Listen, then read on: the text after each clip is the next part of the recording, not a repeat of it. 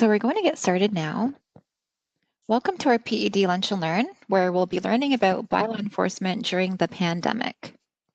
If this is your first time joining us, welcome. We're happy to have you join us today. In today's Lunch and Learn I'd like to welcome staff from the licensing and bylaw services team today. That'll be Adam Palmieri, Supervisor of Licensing, and Jim Gordon, Licensing Compliance Officer. The team will be providing us with insights into how the licensing team has been functioning throughout this difficult time, as well as providing some clarifications about the provincial safety measures that are out there at this time. So a few housekeeping notes before we begin. This Lunch and Learn will be recorded, and also please ensure that your microphones are muted. There will also be a Q&A session at the end of the presentation where participants can send your questions in through the chat function or unmute yourselves and ask your questions at the end. So with that, I'd like to welcome everybody and turn it over to our first speaker, Adam. Thank you, Sylvia. How's my volume? Good? All good. Excellent. Good morning, all. We still morning? No, we're noon o'clock now. We're 12:03, so good afternoon, all. Thank you for coming. My name is Adam Palmieri. I'm Supervisor for Licensing and Bylaw Services with the City of Hamilton. Today, myself and Officer Jim Gordon, we're going to discuss kind of where we've been and what's been happening for the past 8 months, 7 months, however many months we've been through this pandemic. We're going to give you a little bit of a breakdown as to how we got to this point and where we are and kind of what we're dealing with on a daily basis. We're going to open it up for a little Q&A, and we have some fun little slides that we'll share to show how confusing things have been for everybody trying to navigate this pandemic and where we're at. I'll start with some simple timeline stuff and how we got to this point. So you'll have to listen to me talk for a couple of minutes, so bear with me. We started all the way back at the beginning of January here when the first presumptive case of COVID-19 was reported in Ontario. On March 12th, Doug Ford announced that the schools were going to be closing, and on March 17th, I think everyone can probably remember that day. So when the City of Hamilton officially closed, and we sent out. For some of you, it may have been the 16th, but for LBS, it was the 17th. That was the day that Big Dougie there declared our state of emergency in Ontario, while ordering some businesses to be closed, including daycares, bars, restaurants, theaters, and private schools. The day after, the Prime Minister, Mr. Trudeau, announced that the agreement between the Canada and the U.S. border restricting all non-essential travel will be closed. That restriction is still in place today. The border is still closed, and it appears that it will stay and remain closed for the foreseeable future into January at minimum. We originally started with some tiered processes and how we would progress through. Hamilton was in a range of tiers for a while. We started out, I would say, following our guidelines fairly well, and we were trending quite well. However, as municipalities progressed through that, we started to see that there was some inconsistencies. As we proceed forward through March, April, May, into June, we could see that the state of Ontario was not getting any better, and our orders were consistently being extended by more and more time. 28 days, another 28 days, another extension of emergency orders by 10 days. We're now into June and July. We're encroaching into August on this. As we continue through, we see that the Ford government is still extending emergency pandemic orders until September, now bringing us to the end of September. School is back in session. An interesting one for us came as the province decided they're now going to change the tiering into a color-coded breakdown. On November 10th, it was announced that Hamilton would enter the red zone, putting us at essentially the most restrictive place we could be before a complete lockdown again. So in ebb and flow terms, we have fully immersed a second wave. We're in the midst of a second wave, and the second wave of this is definitely a lot stronger than the first one. Chances of us being brought into a full lockdown still exist. However, as it stands right now, we're sitting in the red zone, which is considered the restriction zone. We will share shortly some information and some slides that will kind of show where we are and how we got to this point, and more importantly, kind of how do we navigate through this? Questions that we deal with daily are in relation to what is permitted and what isn't permitted. And our team is rapidly maxed out when it comes to dealing with these inquiries. But we feel it's very pertinent for us to share that information today with you guys, because although we are the enforcement agency and we're out there, we're also members of the public, much like everybody else, and we deal with the same pressures and problems that the public deals with.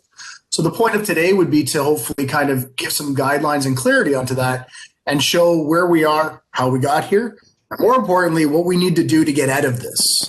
Because at the end result, it's kind of what everybody wants here. We need to have a safe, let me mute Marty because he didn't know to do that. That's okay. There we go. So as we progress through here, how do we navigate out of this pandemic safely, and how do we make this safe for everybody as we go through? I'll switch to Gordo now so he can chime in. Officer Gordon is with us. It looks like, Gordo, you stayed mobile for this one. Hey, you didn't want to swing down to the barn? I was having problems with my computer, so I moved out to our new office, and that's where I'm going to start.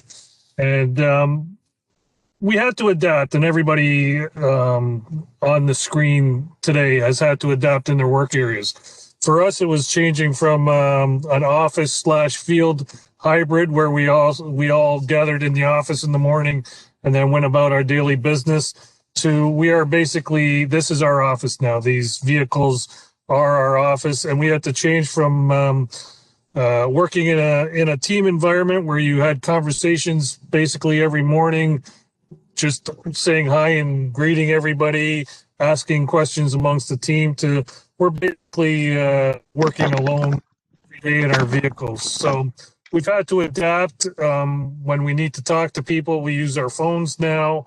We also have a lot of video conferences with the management team to keep us updated and know what we're doing.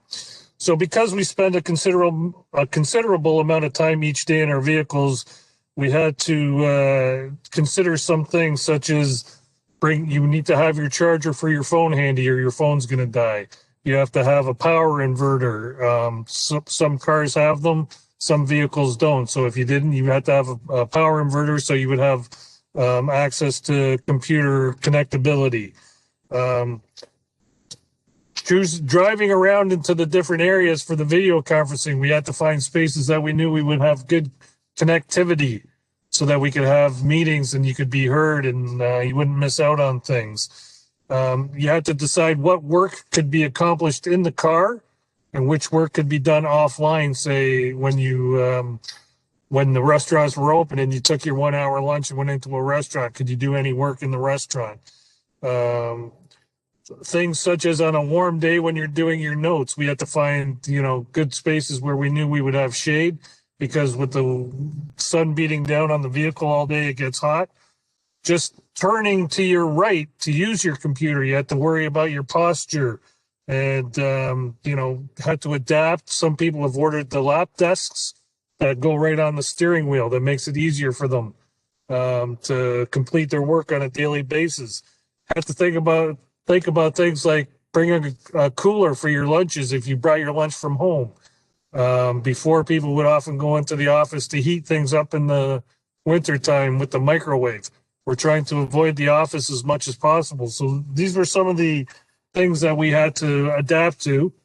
And then just on a daily basis, every morning we used to get together and have like a bull session in the morning where officers could bring up anything that they wanted to discuss. So now we get a daily email. So Adam sends out that email to our team. I know the MLE team sends out their information, and we have to be consistent with what everybody knows, especially in the pandemic, because on a daily basis, things are changing. We had to adapt our client servicing. We had to add in extra time for communicating with businesses, communicating with complainants, because you don't have everything at your fingertips necessarily while you're in the car. And then we had to keep the culture of the division positive. And one of the things was one of the officers said, the four walls of the building don't define who we are, like we're out in the field. We're the face of the city when we're dealing with a lot of the COVID issues. So, and I know from a management side, they had to be kept informed of what was going on out in the field because they weren't seeing us necessarily face to face. They had to know what new situations were popping up. They had to listen and discuss with us, open up conversations about what kind of judgment we were going to use, and basically support the well-being of all the employees through the adaptability of how are we going to be going about doing our job now, because it did change. Like everybody is, you're going to be meeting both spectrums out there, people who think that this is a pandemic, a scamdemic, versus people who think that every business in the city should be shut down. And they want to let us know that every business in the city should be shut down. And they're calling in on a consistent basis. So going from working in the car, the actual work that we do, it's been a challenge. Just that, we deal with laws, rules, regulations, and guidelines. So the rules, the regulations are constantly changing. The citizens of Hamilton and the businesses of Hamilton are finding it hard to keep up with just exactly what it is and where we're supposed to be. From an officer standpoint, we hear there's a lot of conflicting directions coming from all three levels of government. One of them is you can ask somebody now, how many people do you have in your social circle? Social circles don't exist in Ontario anymore. In October, the province of Ontario killed off social circles. It wasn't communicated very well. So if you go to somebody now and they'll say, well, I can still see the people in my social circle. Well, they don't exist. So these are the things that that we had to adapt to. One of the first things in March and April,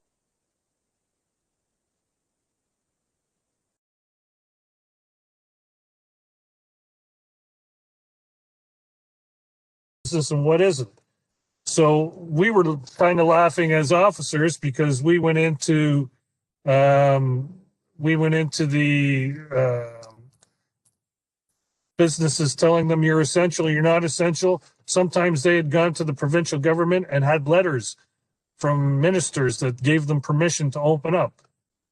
Who are we to argue against the provincial government? So, and everything that they put out, they said this is not legal advice. To ensure legal compliance, you as a person should check the regulations, the individuals, and seek legal advice. So the other problem being when it comes to rules, regulations, guidelines is many of the things that they talk about in their press conferences and on the news are recommendations. We can't enforce a recommendation that the government makes. So we had to adapt our enforcement models, our resourcing models, how it is that we get out to the gatherings and the complaints. We had to start working more with other agencies. Public health, we're working more hand in hand with them. The police were working more hand in hand with them. And the thing is that it changes every day. So why we're out there is to prevent the spread of the coronavirus. And we work with the business community to let them know what we're doing and what we're doing. And what we're doing is for the benefit of all members out there. So from a City of Hamilton standpoint, we have the two bylaws that the City of Hamilton passed, which were the physical distancing bylaw and the face coverings and masks bylaw. So we had to adapt our thinking as to how we're going to approach these businesses to come into compliance with everything that the city was doing, along with the federal government and the provincial government. So with that being said, the messaging hasn't been very congruent. It's sown a lot of confusion. It erodes public trust in what the government's doing. We hear it on an everyday thing. So one of the things is like the inside versus outside limits, the churches versus restaurants, such as if a church can have 30% capacity, why can't a restaurant or my business have that kind of thing? So we had to change through the messaging and think of what factors impacted the attitudes towards adhering to the guidelines, the rules and regulations we were trying to enforce, and how we could get more positive attitudes towards improving guideline adherence. And that's the thing, because except for noise complaints, MLE was never really a first responder. We got complaints in from the public and went out and dealt with them. We had certain intermingling with other businesses, and so that now we're there. We've had to learn new languages, certain words that we never knew before. Physical distancing and epidemiology and all that plays a role on our everyday thing. So I see Adam's got the quiz set up there. So we'll just go through a couple of quiz questions. And these are the things that we deal with on a daily basis. And some of the questions that we have versus what is allowed and what isn't allowed. So Adam can go through the quiz.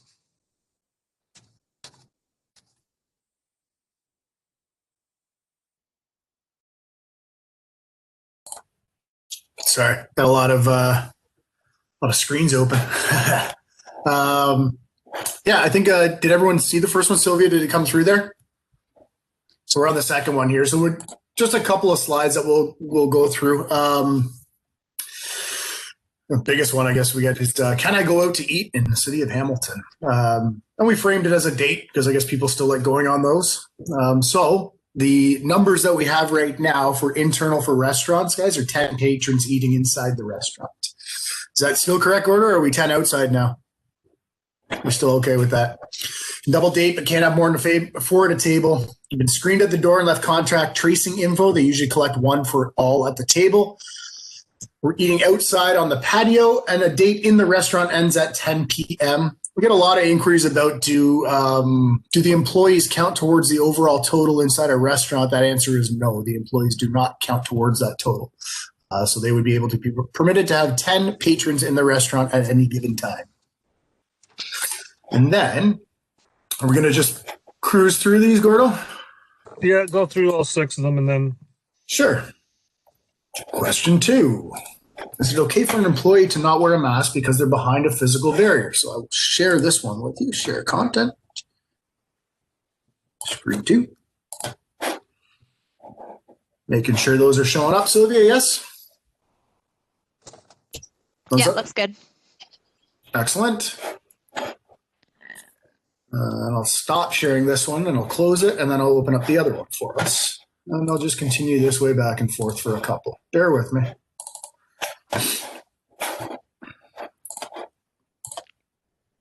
Doesn't move as quick when you click through these, eh? Feels like you should be able to do this faster. And our answer, is it okay for an employee to be behind, to not wear a mask because he is behind a physical barrier? No, unless he has a medical exemption. Masks are mandatory in Ontario in all workplaces. You do not need to wear face covering when you are working in an area that allows you to maintain a distance of at least 2 meters with anyone else while you are indoors. As for questions, because I imagine we're going to have a lot of them, Sylvia, did you want to let them know where they can dump those questions in the interim while I bring up the next slide? Yeah, for sure. So we appreciate that we might not have all the internal answers for the workings of what's going on within our workplaces here. But there are some areas where you can send your questions in privately as well. So there's 3 different areas that we're hoping people go to. Number 1 is the Hamilton Reopens FAQ page located on eNet. Number 2, you can email hamiltonreopens@hamilton.ca. And thirdly, you can contact our PED departmental rep, Rob Lally, over at robertlally@hamilton.ca, and you can ask your questions. Excellent, thank you. No worries.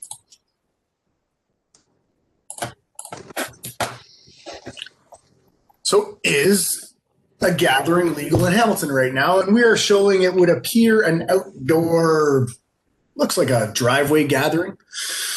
Is this gathering legal in Hamilton right now? Yes, you can have up to 25 people outdoor for a social gathering. However, should those people decide to move inside, only 5 of them are permitted inside. This was the 10 number that you heard about a week ago. You used to be able to be permitted to have 10 people in your home. That is now down to 5. which we've had lots of inquiries regarding Christmas coming up, and it would appear, I hate to be the bearer of bad news, although it appears that's kind of what our job has been for the past 8 months. It would appear we will not be removed from the red zone prior to Christmas, which means your Christmas vacation and dinner gatherings will be limited to 5 people internal. How many more we got? 3 of these? Yeah, 3 more. All right. Question 4. This is a good one. We get this one quite often, actually. Are masks required inside elevators?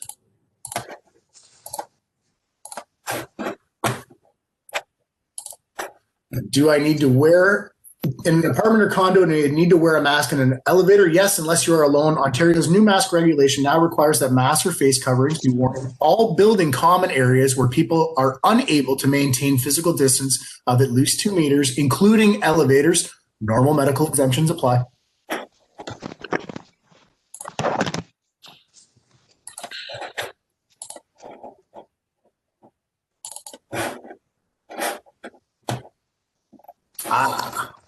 These are really good ones, Gordo. These are a lot of what we deal with regularly.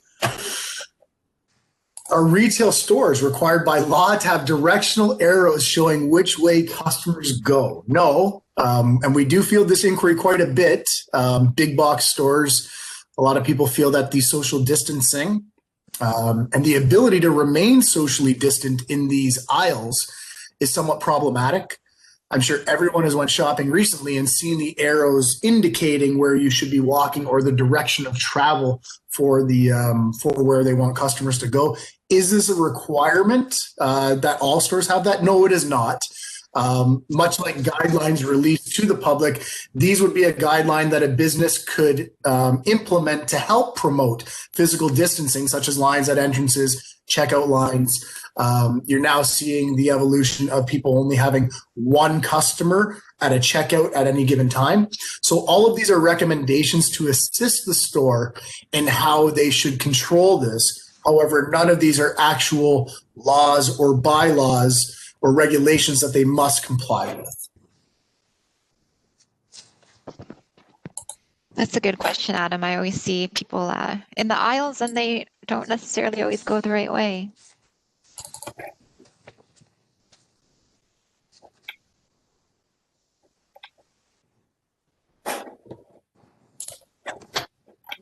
And the last one. What does a mask look like? Is this a mask?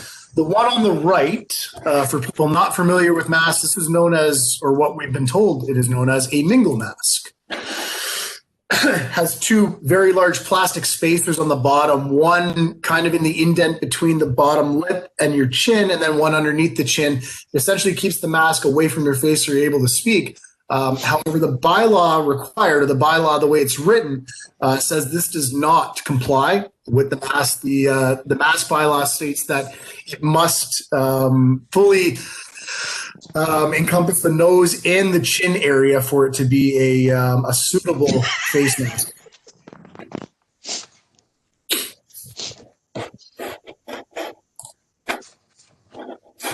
I think that's it for questions.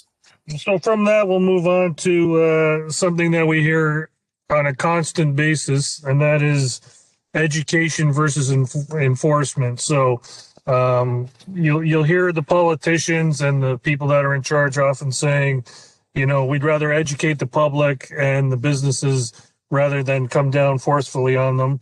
Or we don't call it education versus enforcement. We call it pleading versus policing.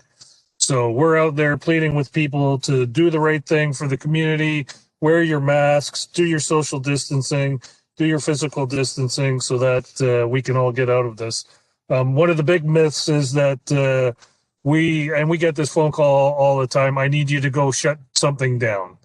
Well, we don't have the right to shut anything down. We have the right to go and enforce the rules and the regulations as they are.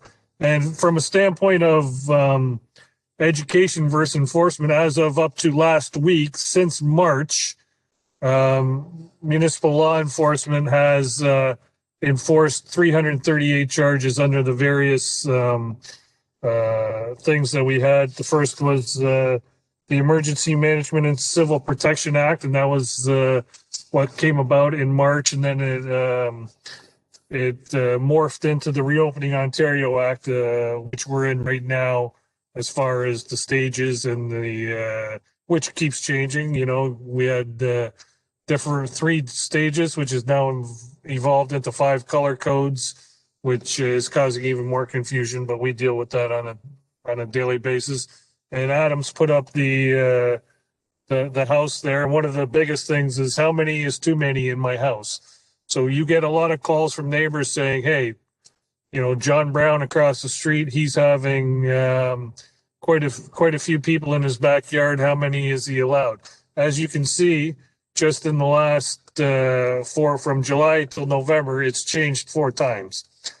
So, you know, it goes from 50 down to 10, kept at 10, and then down to 5, which it was in March when all this started. So from an enforcement thing, we look at it like nobody in the world likes being told what to do. We find that we're enforcing these strict rules and bylaws. It's big changes for everybody's social and business environments, and a lot of the times it's met with a lot of resistance. And you'll see it in stores. You'll see it a lot of times when somebody comes in, and they could have a medical exemption, but people are just starting to freak out. So all human interactions based upon getting other people to do what we want them to do, but we have to do it in such a way that we propose the changes that will reap the rewards. And we try to make every interaction we have with the community and with the business people a positive one. Some of the questions that we have to deal with are, why are these things changing all the time? Why should I care? And what benefit does what you're telling me have to me? So we always put in factors towards attitudes to get people to adhere to the rules. And we always look at what's the best way of doing interventions to come out with a positive outline. We find that once we educate the businesses and the public, they're much more reasonable. They get behind the changes. They get supporting when we show them, you know, we understand it's hard for you to accept what the government's telling you to do. And, you know, most times, I would say 99% of the times, you have a positive result. So, but the problem is, if somebody keeps breaking the same rules over and over again, there has to be active enforcement. And the problem being, the rules keep changing. A lot of the people aren't as baseball, you know, inside baseball as we are. We know what the rules are. We know what to look for. We know what to listen for. So we need to get out there and explain what all various levels of government are saying to us. You've got the confusion from municipality to municipality, where people are watching a newscast one night from, say, a Toronto newscast, and they have rules that are different than ours, and they start calling in complaints because they saw that this is a rule on the news. And then you have to explain to them, well, it's a rule in Toronto, but it's not necessarily a rule now. So that's a case of where, you know, we have to adapt. Like a lot of the things that we're getting now, everybody knows that social media is the way that people communicate. The amount of complaints that we're getting now that are coming off of people's social media, people are posting videos to Instagram, to TikTok. People are seeing them and calling them in saying, you know, this person's doing this, get down there and shut it down. Problem being is we don't have an instant machine to get there. A lot of the times when we get there, the events happened, and it's a situation where we can only go on the evidence that we have. So, you know, everything is evolving. You know, Adam will start talking and I'll jump in on some of the issues that we've had to deal with. Right now, the one at the City Hall forecourt is front and center for most of us, because a lot of the people on this call here, that's your home away from home, your second home, your office, and there's lots going on. It's a very fluid situation. There's a lot of people who have opinions on what needs to be done, but we, you know, and Adam can speak to it. We have to temper that with what we're going to do and how we're going to do it. So if Adam wants to jump in on some of the situations that we've had to deal with. Yeah, no problem. I'm going to answer a couple questions first. We had a couple come through. So regarding the 5 people in the house that have to maintain, or do 5 people who are in a house also have to maintain a physical distance? If those 5 people in the house are a family, then physical distancing isn't required. If we use an example of there's only 1 or 2 people in your house and you're going to bring in social guests, then yes, it would be recommended that you still maintain a social distancing from them. But the number, if you're in the house and you're part of a family pod, then no, then social distancing doesn't apply. As for City of Hamilton, there's an inquiry about, where did this one go? I had it here for a second. People at work that do not have direct contact with the public are behind a plexiglass. So, workplaces vary. This one's kind of difficult because workplaces are different all over. The standard answer that I can give for this one is if you're on your own, as most people have their own cube or their own desk area that is socially distant from others, so you're not in a pod or a pack, if you will, where it's open, then you at your own desk in your own environment are allowed to remain without a mask. If you get up to walk through any city facilities, though, where the public or other members would be, you would need to wear a mask to walk through that area, meaning any of the common areas or the hallways or an elevator, etc. So at your own, sitting at your desk typing like this, no, not required. If I was to get up and go and engage and deal with people outside of this, I would have to mask up, absolutely. And I think I have one more here.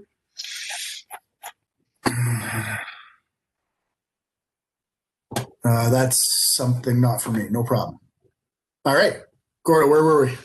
How about I put up our top 10 reasons for not wearing? Are we going to do the David Letterman top 10 or no? You're on mute. Yeah, so if you show the top 10 and then we'll go into some of the cases that we've had and then open it up to questions. Okay, sounds good. Top 10, the Letterman top 10 coming up. So we compiled and discussed with our team. We came up with a top 10 list of why or where our excuses come from for not wearing a mask. So this should be some humor for most. I'll share it right now with everybody. Bring it over here. Let's move that. So I'll start at the top. We get the standard up. We get the standard one that the government isn't the boss of me. I mean, that's a standard approach for us. We deal with that all the time. But then it gets a little difficult because we definitely deal with the mentality that this is not real. And despite how real it really is and how many deaths we've had and how many cases we have, there is and I won't even say a small, there's a large contingency of people now that are outright defiant of this and just do not believe that this is a problem, or it won't be a problem for them, which is the ignorance approach to this, in that if it doesn't affect me, it won't be that big a deal and I won't be part of this. So it's a standard one for us at number 2 there, that the virus is not real or not that bad. It's a scam, and we get a lot of it's the New World Order, and it's the, what'd you call it, Gordo? I like that one, the scamdemic. Is that what I heard there? Scamdemic? I was actually at Zarky's yesterday, and the gentleman behind me didn't have a mask on and had a T-shirt that said "Scamdemic." And so there was coming up quite close to me, and I kudos to the woman working the register, because she told him, "Sir, you have to get back to that line," and then he was going off on why he didn't have to get behind any line, and I just paid for my food and got. In and out.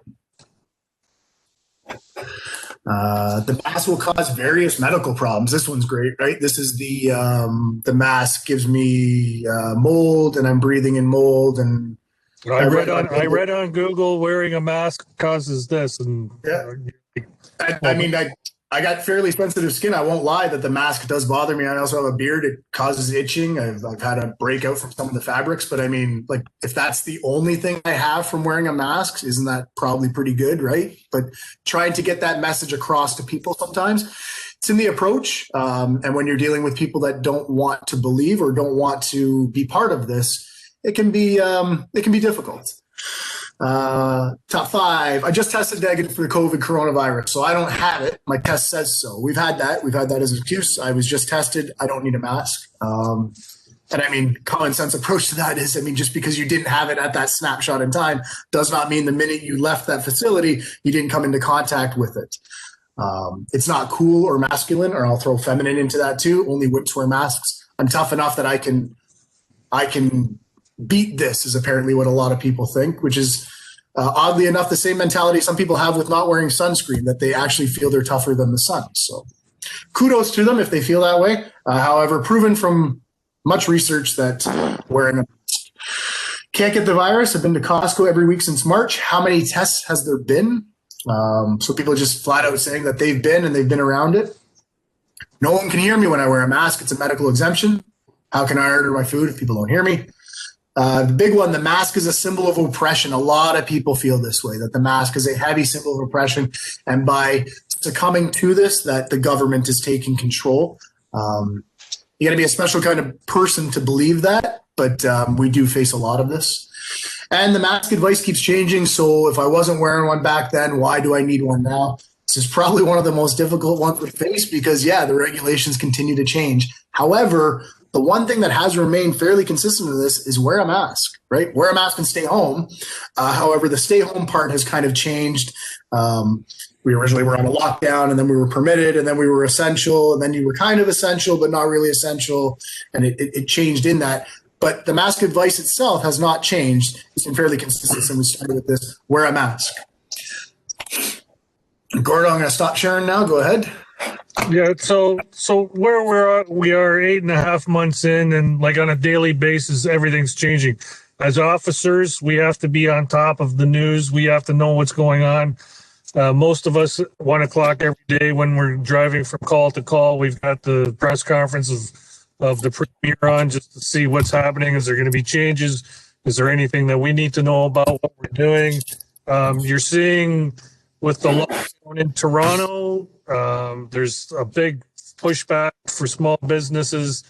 It's getting to a point where people are getting COVID fatigue. They're saying not having any of it. We're the ones that are going to have to be dealing with the complaints that are coming in because, somebody doesn't feel that the government has the right to cut their livelihood off, and we're in there. And like the situation in Toronto, even though department was involved, police department was involved, there was mass confusion as to how they were going to treat the enforcement and what the steps were to bring that situation to a close. So with this pushback a little, the cities are having to look at moving from a position of education to definite enforcement. When people are just saying, I'm not going to listen to the government anymore, we are the ones that are at the front line saying, just because you don't agree with the government, these are the laws, and we're the ones that have to go in there and do it. So that's where it's moving to right now. Even the governments can't get it together. In Alberta yesterday, the premier came out and said they made a mistake closing small businesses. In Ontario, he's saying we have to close the small business. So when a small business person in Ontario hears that, they're saying, well, I agree with the guy in Alberta. I'm not going to do what the government of Ontario tells me. And we get stuck in the middle of it, and we need to know what all the moving parts are. So that's where we are. So if anybody has any verbal questions that we can answer simply, we're open to questions.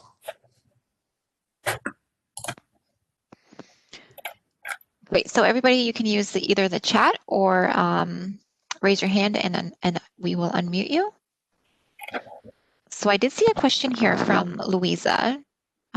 Louisa asks, is there a way for business owners to subscribe to Hamilton Reopens so that they could receive updates that relate directly to Hamilton? So it looks like we have an answer from our rep, Rob. And Rob has provided that businesses should monitor the Hamilton Reopens website, as well as our weekly emails that are posted at hamilton.ca/reopens. So Louise, I hope that answers your question. And there is a frequently asked questions section on the city website. So if any businesses want to go on there, and it does direct you where to call in your questions.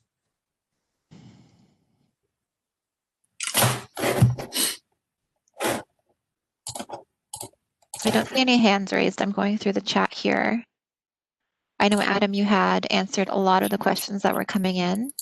Yeah, I think the only other thing I would add on to this, I think the one question we had is how many or how much have we dealt with in this? And the high level numbers I can give you is since the end of March when we started tracking this, there's been close to 4,000 increases. I think we're at 3,950.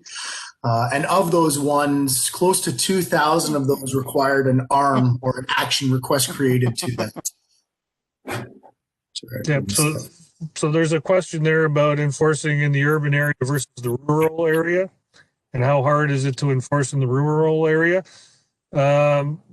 Just geography dictates that we're not going to be as fast to respond to something in the rural area as we would be downtown. But all the regulations and the rules apply to the city evenly.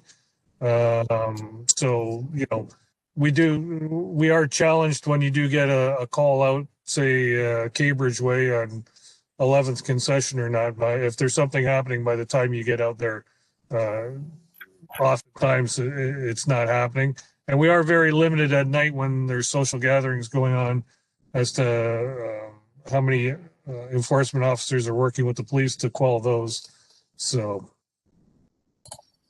Okay, I'm seeing there's a lot in here now into the inquiries, guys.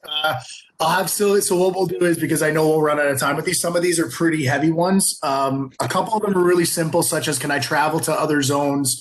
Yes, you can travel outside of our red zone. Just keep in mind, if you go into any other zone, so if you were headed to Toronto, they're in a full lockdown, so you're probably not going to be advantageous getting into anything there. If you're looking to go into a less restrictive zone, you would have to head west out towards the London area. But even them, some of them are most in the orange, still in the red zone. So yes, you can travel in between. It's not like a provincial lockdown. You can travel to another zone.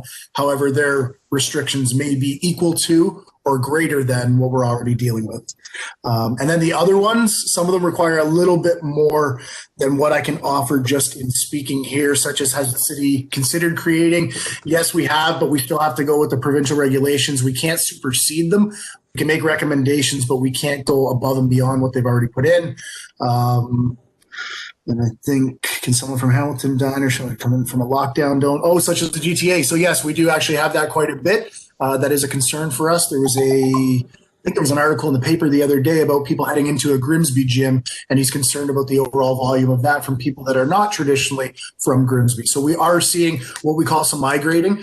People start leaving their lockdown zones because they see freedoms in another zone. So, but that's not illegal, I guess, if that's what people are looking at. Is there a way we can prevent that? No, we're not at a point where we can tell people not to leave. We're not at a full lockdown again. If we enter a full lockdown and we're on a house arrest and we're only allowed to leave for essential, then that would change how we would need to respond, or how we do respond to these inquiries or calls. And that's the thing with the various lockdown levels right now, because a lot of us go online and look at the numbers each day. Hamilton's numbers generally in the last couple of days have been pretty low. Our rate is at about 2.5, and that's the minimum to get into red. So if we can get that number below the 2.5% of positivity going into the 4 weeks that we're in the red control stage, by the middle of December, we may be reverting back to orange if the numbers continue the way that they are. So it's all statistically based, reproductive number, positivity percentage, case numbers. So that's the thing. All the restaurants that now have 10, they could be going back up to what it was before November 16th to allow for dining indoors up to a certain amount, higher than 10 people. It'll go back to 6 to a table. So it's ever changing. It looks like everything's going to be on a 28-day cycle now. Mr. Lally has kindly asked that we take anonymous complaints. I assume he wants to leverage one and not put his name to it because he knows we wouldn't take a complaint from Rod Lally. But the answer to this one is more specific. So traditionally, no, we do not take anonymous complaints. However, during COVID, we've had to reevaluate that. The complaint itself may be fielded by the admin team, but it may not be assigned. It's based on how many other complaints have come through that and whether we have the resources to get to that call in the time frame. So a lot of calls come in, as we explained, post the issue. So if someone calls in and just says, I'd like to call in and say that there's an issue at Metro, I was there a couple hours ago, but I'm not going to give my name, that call probably wouldn't be assigned, as we may have had another call already assigned on top of that, or we may actively be already investigating that location. So we have to monitor how we receive those complaints. Thanks, Rob.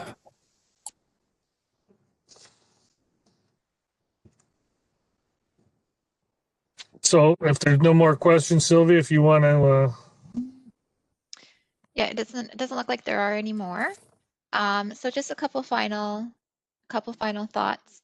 Adam and Jim, thank you so much for carving out the time out of your busy days to share your information with us. And to all of your teams. Sorry, Sylvia, it looks like one more came through at the end there about frequent violators, and I'd like to hit on that one because it should provide a little bit of security to some people. We actively are tracking frequent violators. There is no leniency for a second or a third time violator. We do come back to these ones. So we're traditionally on a one-time violation. At this point in time, we feel that we've given more than enough education over the past 6 months, and we're actively into a enforcement mindset. How do we enforce collection of fines? That goes through a collection process after the fine is issued. It depends on which charge is made, whether it was an administrative penalty or a provincial offense notice. I won't delve into that because that's a conversation on its own for another lunch and learn, the difference between administrative penalties, apps, and PONs. But is there a collection and enforcement process for this of collection of fines? Yes, there is. It would be much like the collection of fines if you were to be in arrears for any of your other late payments, that we would send that to a collection agency to get afterwards. Okay, I think that's all the questions. If there are any others that come up, feel free to contact either Adam or Jim, and they will follow up with you as best as they can. So again, Adam and Jim, thank you so much for taking the time to put this together and share this information with us all. As you can see in the chat, everybody is so grateful that you guys have provided us with this presentation. And we also know that you guys don't work alone, and you guys have a ton of other people on the teams, a lot of which people are joining us today. So we're forever grateful for keeping our community safe. And it's not easy, a lot of moving parts, as we've learned today. So really appreciative of that. And for the audience, if you guys have any other projects, initiatives that you guys are working on or are interested in, please feel free to give somebody from the Employee Engagement Committee a shout about your idea so that we can constantly have more lunch and learns that are interactive and informative for the group. So those are really important. I know we have a next one coming up in January. It'll be about municipal budgeting, and it will be about by Marty Hazel. So keep an eye out for that invitation. It'll be coming out shortly. So with that brings our Lunch and Learn to an end. So thank you very much. You've been a great audience, and thank you, Jim and Adam. Thank you. Thank you. Thanks, everyone. Enjoy the day. Be safe.